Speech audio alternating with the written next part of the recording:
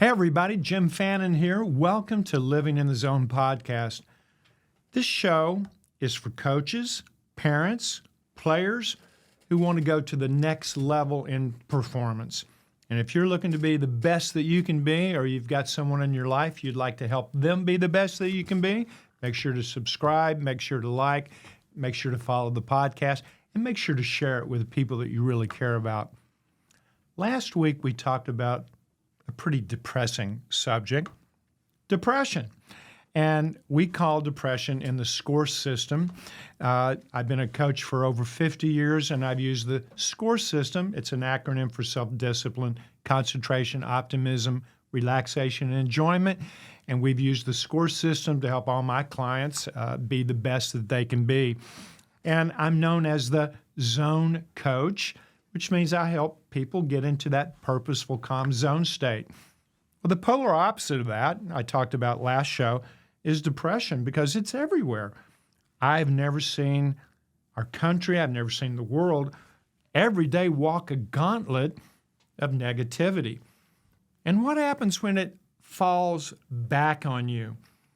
That backs up, and that energy hides in all the muscles. It can bend you over. It can cause you to drop your head when things don't go well. Of course, that's the classic, oh, the energy's backed up, I'm choking. And we see that a lot in sports, even at the highest pro level, dropping your head or keeping your head up. Today's show is the polar opposite. This is about sending energy away from you. And it's done in a really simple way. So let's say you and I, we haven't met, and we're at a party, and I come up to you and go, hey, how you doing? And I'm starting to introduce myself. How would you introduce yourself when someone asks you, how are you doing? Well, I've heard all kinds of answers. One of them is fair to middling. I'm like, I don't even know what that means. That's like, 1800s kind of reaction. Well, if I didn't have any bad luck, I wouldn't have any luck at all. Well, the joke's on that guy. But how do you introduce yourself? I go on an airplane, and the stewardess says, hi, how are you? And I go, I'm 2 levels above awesome. Get the taser for that big guy in 2B. He's on crack PCP. I mean, when I'm positive, it's so abnormal. People are like, what's wrong with that guy? He's abnormal. This assignment right now is I want you to elevate and upgrade your hello. Upgrade it. If you're my client and I say, hey, how you doing? And if you say good, click, I'm hanging up. My clients know that. I say, call me back. We'll act like nothing happened. I want you to send energy to everybody that you meet. How are you? I'm amazing.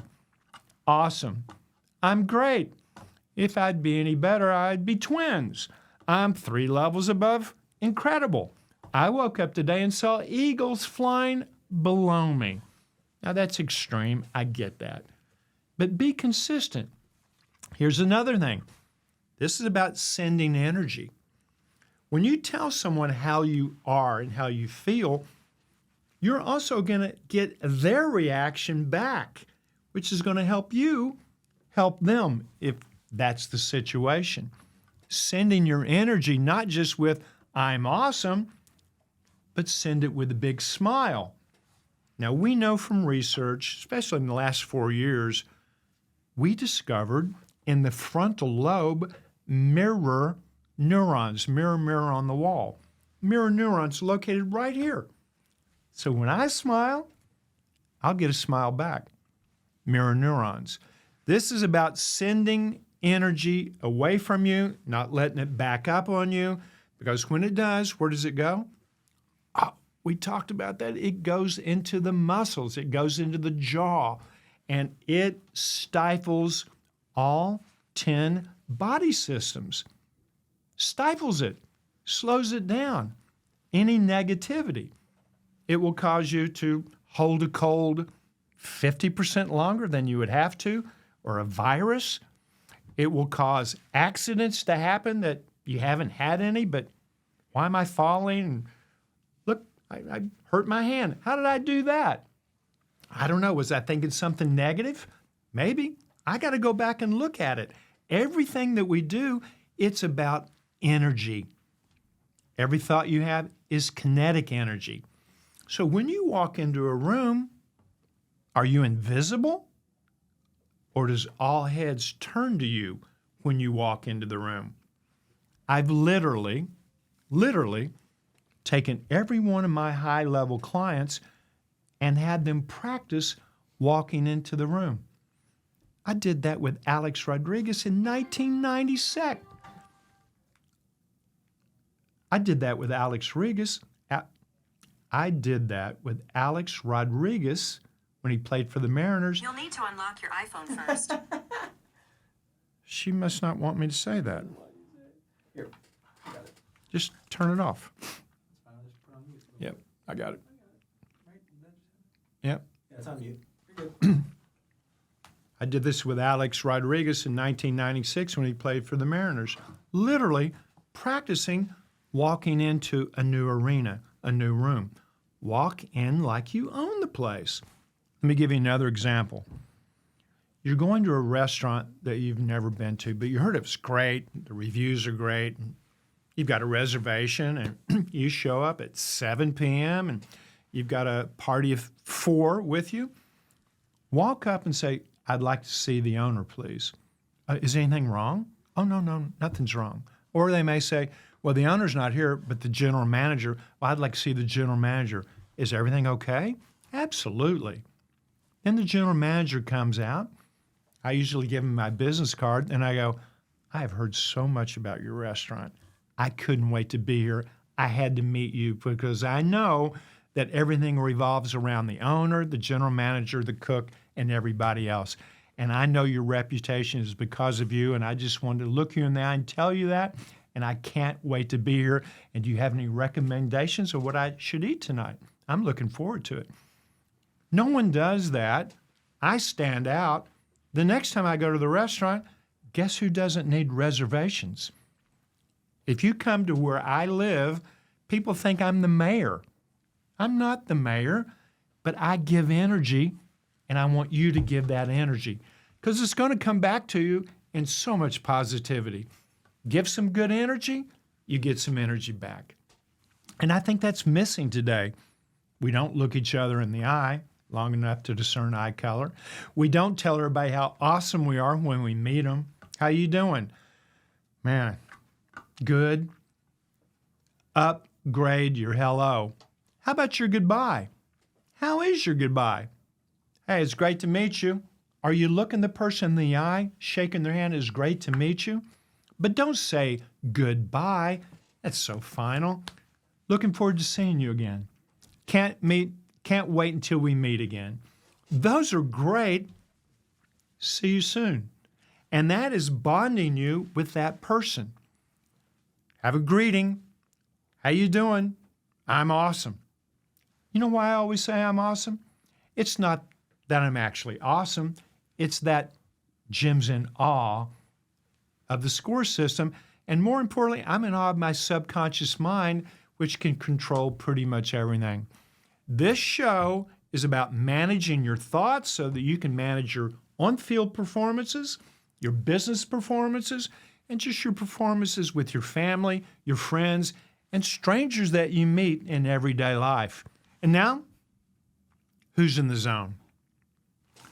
I got to start with one of my clients, and this is someone that I work with his time at the University of Illinois. He's a golfer on the Corn Ferry Tour out in Oklahoma, shot 61.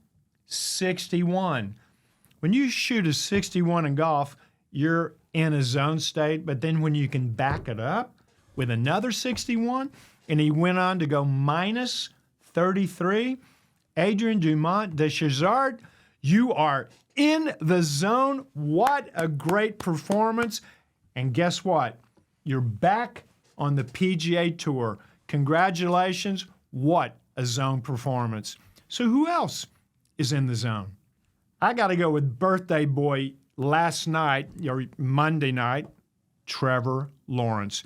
Now this guy can't miss, number 1 draft choice, Heisman guy. Doesn't do well his first year. We can blame that on the coaching system that he went into. But he has struggled to take the Jaguars to the promised land, to the playoffs. And I will tell you, last game that he played against the almighty perennial champion, the Kansas City Chiefs. And he was amazing. 2 touchdowns, led them on a 70-yard drive right at the end through incredible pass, 30 yards to march down the field, and then fell because he got stepped on, fell down, and then stumbled into the end zone basically to win the game. What an upset on his birthday. And they asked him, well, how did you feel when you fell down? Panic. I was in total panic. I wanted to throw the ball away, quickly get it out of the end zone to stop the clock. I knew there was no time. And I got up and looked around. There was nobody there, and it was a clear shot. And I didn't think. I just took off. And that is a zone state of mind. You've been preparing for that all your life. Monday Night Football, going against the Chiefs, and you were in the zone, and you led the Jaguars into the zone. Well done. And now who's not in the zone? I don't even like to say this, but Jonathan Gannon, head coach of the Arizona Cardinals, one of his players fumbled the ball on the 1-yard line, basically. Instead of a touchdown, it became a touchback, and he lost it. He definitely was not in a zone state. He was in a down state, a real micro depressed state instantly, and he physically hit the player. Unacceptable. You hit a player, he hits you back, you've got chaos. This is not a good look in the NFL. This was on national television. Everybody saw it. He woke up the next day, so he said, I felt horrible, and he should have felt horrible. It's a cardinal sin. You don't hit your players. They don't hit you. I mean, it's just a cardinal rule that no one should break. He apologized to the team. Is he going to get a fine from the team? I have no idea. Would he get a fine from the NFL? Again, I have no idea. But the bottom line, he was not in the zone, rectified it, made the apology. We'll see. Many owners would have fired him on the spot because that's not acceptable. Think about it in your own life, in your company. If the boss hit one of the employees, you got a lawsuit. You got a lawsuit. Or if you hit a client, a prospect, you got a lawsuit. Most people lose their job on that. Will he keep it? I don't know. If he doesn't get some more wins, it'll be irrelevant. He's going to lose his job anyway. But I trust that you've learned a serious lesson and that you won't do it again. But, Jonathan, you are not in the zone. Who else is not in the zone? Imagine a finger here, a middle finger up, that came from the owner of the Cowboys. Jerry Jones, what are you doing? Giving the finger to the fans after a game? Jerry, you got fined $250,000, and you know what? They should have fined you more. That's unacceptable. To go after the people that are actually fueling the NFL and made you the billionaire that you are, you know you're wrong. He said he might appeal it, and I'm like, why would you do that? Pay the fine and forget about it. You were wrong. Jerry Jones, by doing that, you had a negative reaction. You're not in the zone. And I think you need to reconsider appealing it. Take it on the chin, pay your fine, and move on. Now, Zoniacs, let's find out if you're in the zone. And if you're not in the zone, let's find out your weakest link. You're driving in your car on the road of life, and you're pulling up to the Zone Cafe. And I'm in there cooking. And I'm cooking up a big plate of self-discipline. And if you need that in your life, take it with you and move on. You can only order one of the 5 things on the menu. Or maybe you need some concentration, being able to hold your focus longer and lock in on one thing at a time. You might need a big old bag of optimism. Who doesn't want that?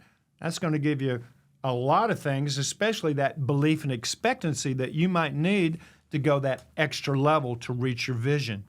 But maybe you need some relaxation, a cool drink of relaxation that just calms you down, smooths everything out, and reduces fear, anxiety, and worry.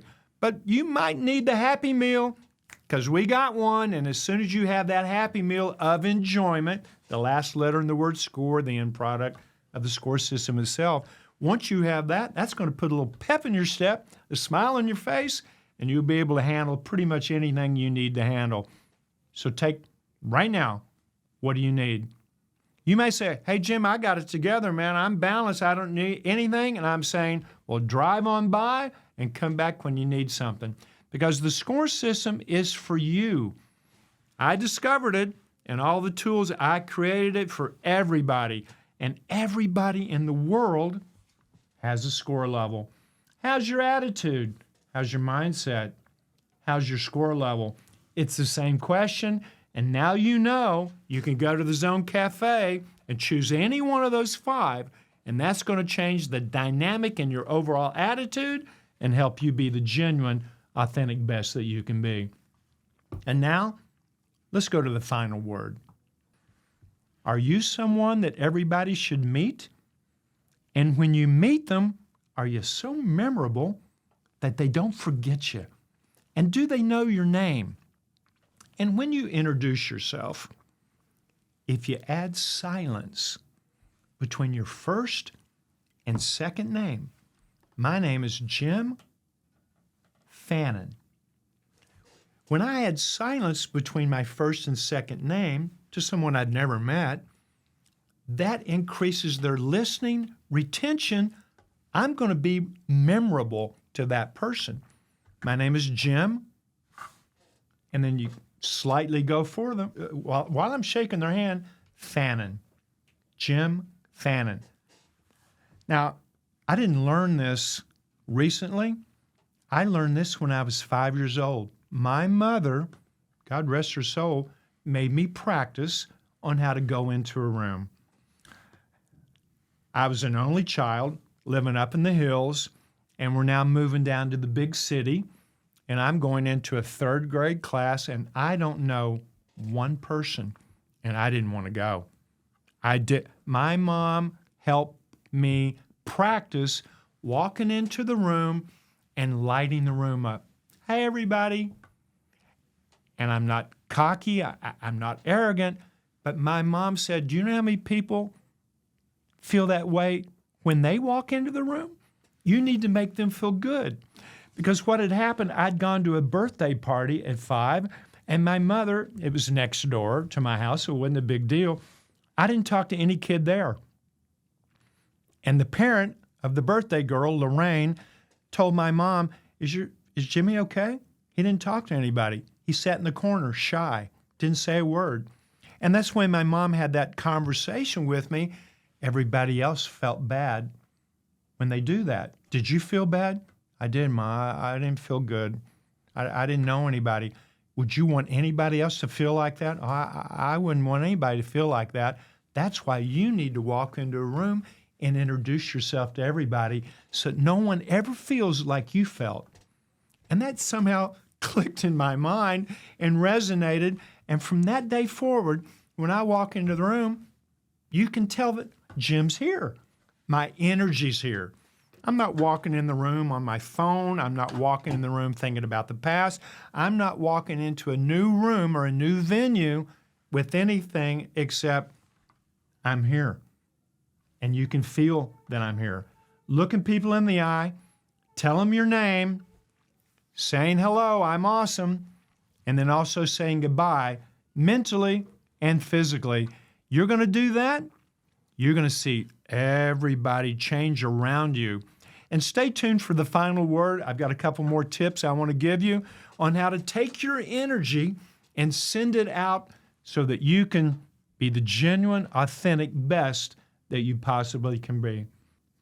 Today's show is about energy, mental energy, physical energy.